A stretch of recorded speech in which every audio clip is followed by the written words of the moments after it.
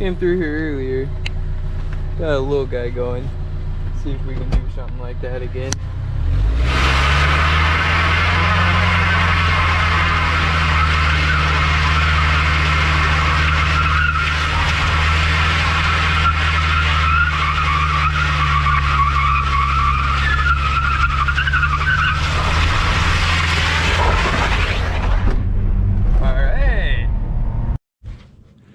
What's going on today, guys? We got something a little bit different than the 2000 Ford Ranger today.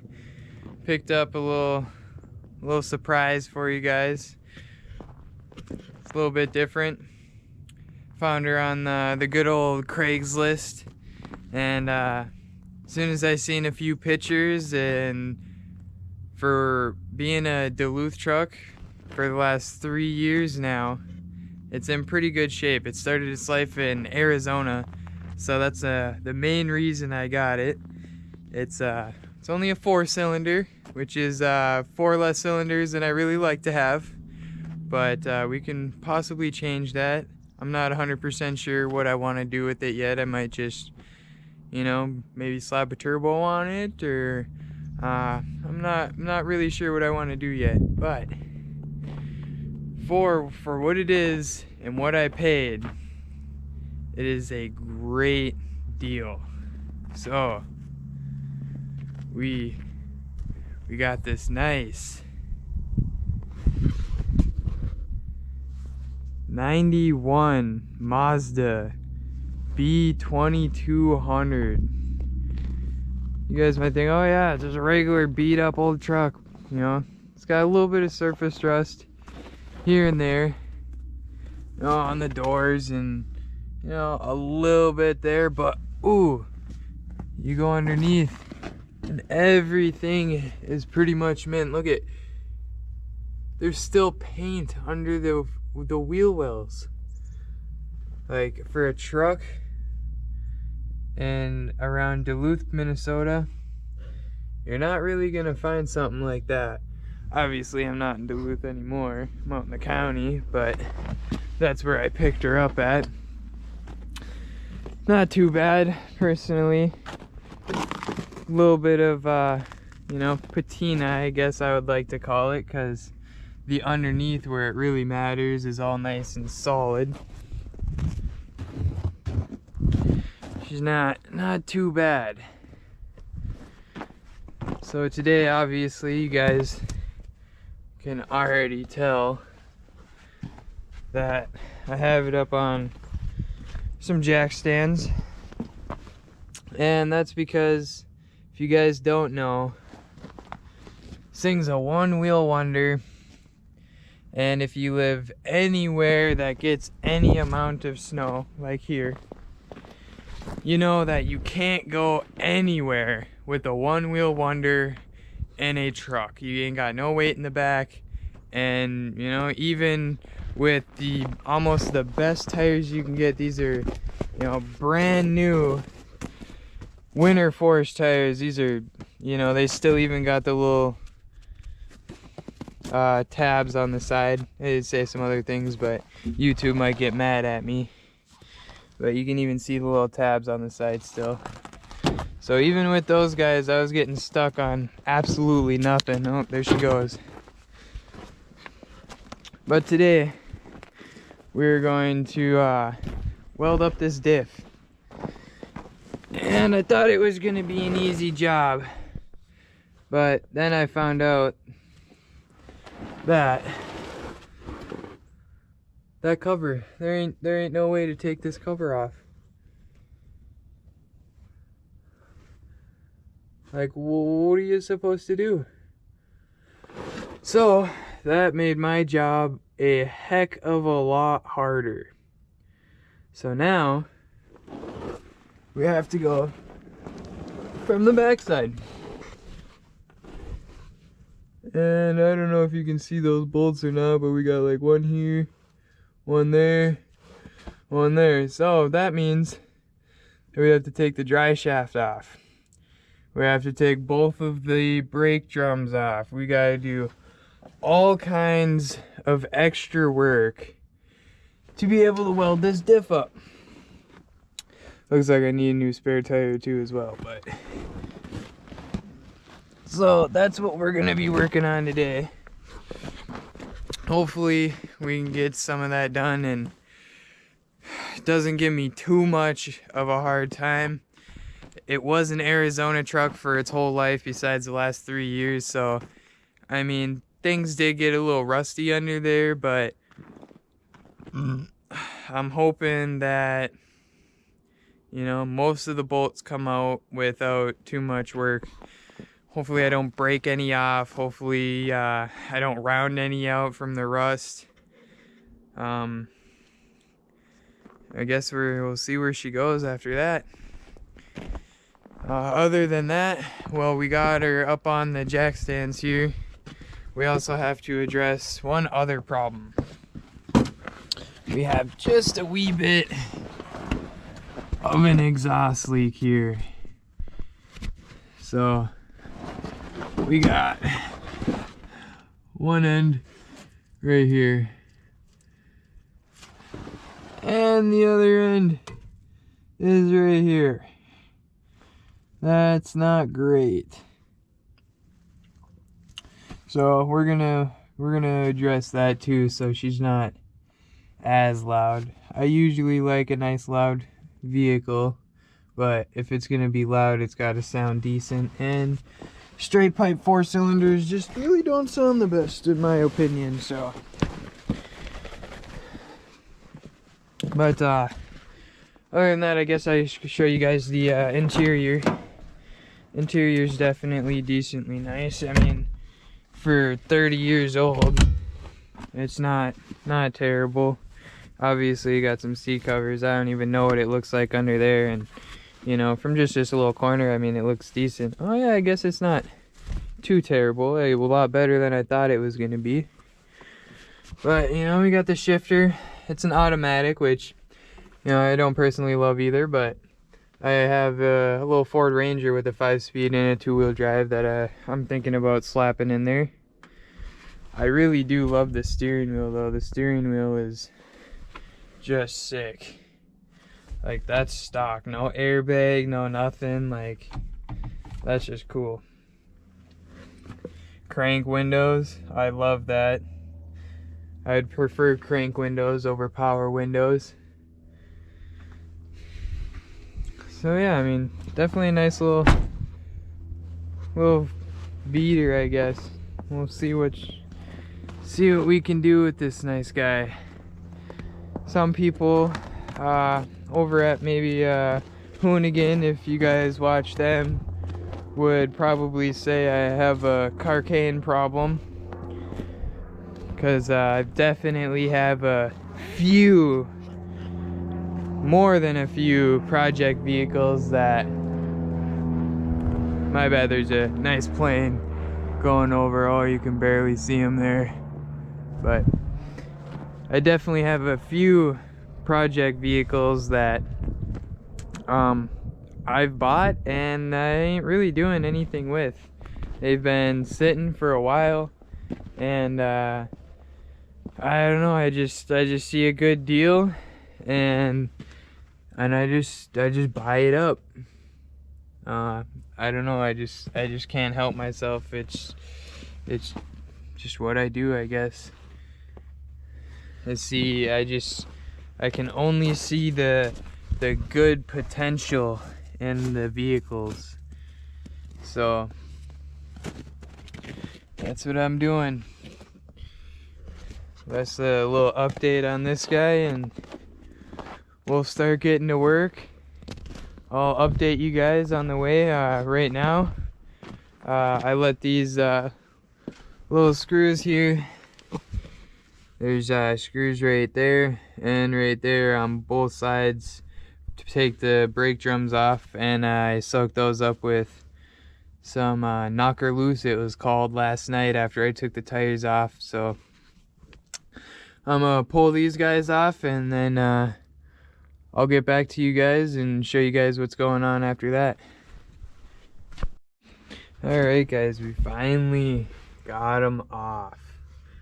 This side was terrible.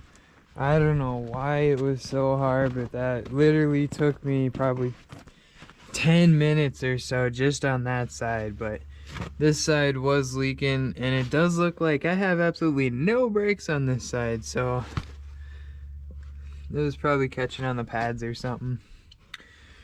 But now I'm gonna have to take out all of the drum brake assembly and everything so I can get to the bolts way back in there, and they come back out right here. Hopefully they come out decently easy so we can slide the axles out. Then we can take the dry shaft out, and then after that we can start. I already got all the bolts on the diff loose, so we can back all those out, and hopefully this thing slides out. We can weld her up and go from there. It was definitely a lot harder than it should have been to get that guy off, for sure. Here's a sneak peek the rims that I'd like to put on there too. Not fancy. I'm pretty sure it came off like a stock Toyota T100.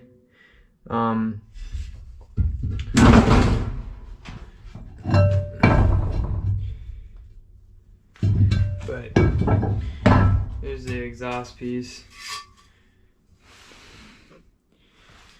That guy just kind of fell off, and someone tried to weld it on there, and they only welded like, I don't know, half of it or so. And let's just say that the welds definitely weren't the best looking. I don't know if you can really see that. Here's my doggy. His name's Chevy, so he stays in the yard. Some of you guys are like that, some of you guys won't. Whatever, I'm not here for your guys' opinion. But I'm gonna get back to her, and I'll pick you guys back up when I get all that brake assembly and start breaking all those bolts loose. Alright guys, so that definitely went a lot easier than I thought it was going to. Obviously I looked it up on YouTube just because I've never done a diff like this. I've personally never welded a diff. I've always had an LSD, a Ford 88 LSD, so I looked it up. You know, that ain't nothing to be ashamed of. You can learn literally everything off of YouTube, and that's why I'm doing these for you guys as well. So what I've seen is people say, oh, you can't get no impacts in there, blah blah blah, you need to undo all the brakes, everything like that. I have one of the biggest impacts that there is. Like, this is not a small impact, right? You know, like, my hands aren't the smallest, but it's a decent sized impact.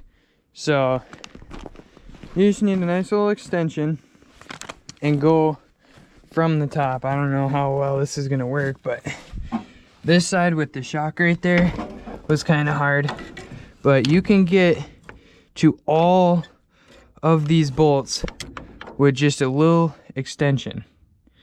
And if you got an impact, most of the time I only had one that didn't come loose, and with that one, all I did was pry the brake pad out a little bit and shove the wrench behind the brake pad there, and right to that bolt, and came right loose.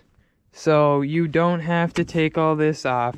You don't have to use a manual wrench or a ratchet. Don't do all that. If you just try, get a nice little extension on your your impact, and you know, just try it. You know, get a few different angles in there, and you know, it'll work. You know, impacts are gonna make things way easier. Not only are they faster, they, you know, jolt things a little bit differently, and you're more than likely gonna get that nut off without spinning the bolt in the backside, with it, when in return having or not having to use the wrench and taking off the drum brakes like they say you have to. This side, I only disassembled the 2 little pins or whatever on this side, and then the 1 spring, because I thought I was gonna have to take it all off. The 2 little pins right there, and the spring on the bottom. But I didn't even have to do any of that. If I was just trying to get ahead of myself. I was watching YouTube. They say, you know, it broke loose on me, you know, you're gonna have to do this, blah blah blah. No, don't do that. Just try it, get an impact in there. This side's a lot more open. The only thing I had to do was take this little spring that holds the e-brake cable on, and that's it. She came right loose. So these things are ready to slide out. I'm gonna start taking out all of those bolts and the drive shaft now, and we'll get to her. Alright guys, so when you're doing things, especially taking out a diff, make sure you got all the bolts out. I've been sitting here for 20 minutes or more, probably, banging on it, fucking everything else, wondering why the fuck it's not coming off. And there was a bolt that was still in there. It was covered up in grease, and you know, I just couldn't see it. Grease and dirt, not really any excuse, but yeah, make sure you got all the bolts out, because that was a pain in the butt. But the bright side, we finally got the bolt, or the diff, out of there. She's just cracked right now. I'm just letting the rest of it drain out. As you can see, it's not doing the best job of hitting the pan, but we're trying to catch most of it. So she's finally out. And all those videos that say, oh yeah, you have to disconnect the brake lines and everything like that too. Nope. You undo this bolt right here, stretch the lines a little bit. It's a little sketchy if your lines are rusty and it looks like they're gonna fall apart if you even touch them. Probably disconnect them or redo them anyway. Mine, like I said, it was from Arizona, so they're, you know, pretty much brand new still. So I could get away with it just stretching them out. So I got lucky and could just take that bolt off on that side, the bolt on this side off, and came right out. Luckily, because this bolt right here, it was not coming off. I stripped her right out, but she's finally out. About to drop that onto that piece of cardboard there, so I can drag it out and brake clean her up and weld her up and slap her back in. I'll get back to you guys as soon as I get her all out and cleaned up and ready to weld up. So just remember, make sure you got all your bolts out. It'll help you so much. So I may or may not have made it sound a little easier than it actually was. So they barely give you enough brake line. You have to take out all the mounts. There's one mount right there. There's one mount right there. There's one mount on the diff. And then the same on the other side. One mount right there. Right there. And you have to pull on the axles kind of hard. So once again, if your brake lines are rusted, this is not gonna be for you. To be honest, I don't see any of my lines leaking yet, but it definitely could be a possibility. Definitely was not the best way to go about it, but it did work. I didn't have to disconnect any of the brake lines, which does suck. You don't have to mess with any of the brakes. You don't have to take any of the drum brakes off. You don't have to do, none of the brake lines, none of that. So I'm just trying to do it the simplest way, and so you guys don't have to mess with more things than you need to. If everything's rusted, like your brake lines and everything, you're definitely going to want to try to break all those loose, because if not, you're more than likely going to be breaking a bunch of brake lines. But on the upside, we did get this little guy out, and this thing is just heavier than that. So that's cool. I don't know if you guys can see this or not. If I get my camera to work here, I'm gonna be welding right in there. Probably put a little plate in there or something. Weld her up with some stick. And yeah, we're gonna clean this up and get back to it. I just wanted to let you guys know that I definitely made it sound a little bit easier than it was. I definitely thought it was a little bit easier than it was. It popped loose and it looked like it was just gonna fall out, and that wasn't the case. So just wanted to make everything clear for you guys. We'll see you guys in a minute. Got her all nice and cleaned up in there now. I don't know how well you guys can see that, but she's all nice and cleaned up. We're gonna get some welds in there and we'll get back to you guys in a few minutes. Alright guys, when you go to weld all this up, you gotta make sure that you don't get any of the slag or anything in any of the ring gear or any of the worm gears or anything like that. So make sure to plate off everything that you can, like we did here, because you get anything in there and then you're not going anywhere, and then you got big problems. So you don't want to do that. Look at this, guys. Oh god, can't really see that. Oh, pick her up for you. Get some light on there for you. She's all welded up. Super exciting. Can't take all the credit though. I was gonna weld it up, but I figured I'd let my dad do it. Anytime, anywhere welding. He's got all the kinds of experience.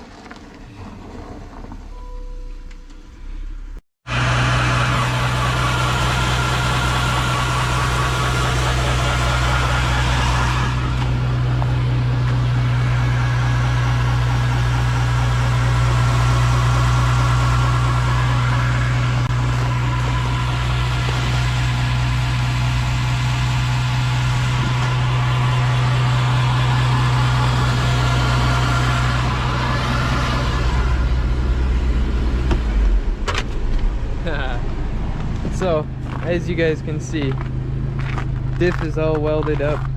Both tires spin all of the time. Don't matter what.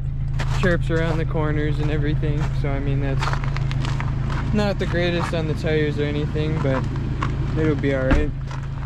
And if you guys can't tell, got the exhaust all welded up too. Had to go from way up there, way in there somewhere.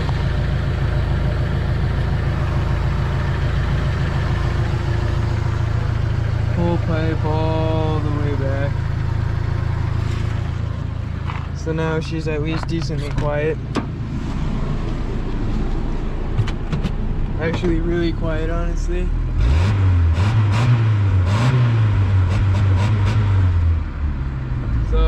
that's cool.